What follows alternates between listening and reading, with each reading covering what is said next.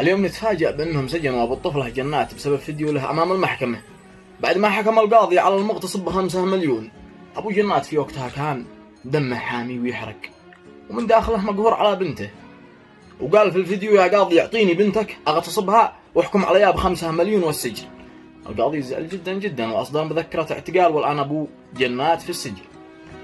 أبو جنات من القهر حاول فقط يوصل رسالة لك يا قاضي، أنه بما أنك حكمت هذا الحكم هل بتقبل أنه يتم ارتكاب جريمة بحق بنتك وتقبل بنفس الحكم اللي أنت حكمت على الجاني أحمد نجاد؟ هذا كل ما في الأمر. الرسالة واضحة، أبو جنات معذور مهما قال، لأن الذي هو فيه ليس بالأمر السهل.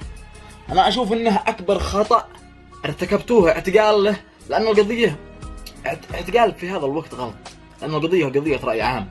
بتزيدوا الطين بالله وبتسمعوا بأنفسكم أكثر، وبيتم استغلال الموضوع لتشويه القضاء اليمني فوق ما هو مشوه. أنا ما قد عارف لأي مستوى وصلتم من الغباء. معاكم عقول، خرجوا الآدمي يروح بيته.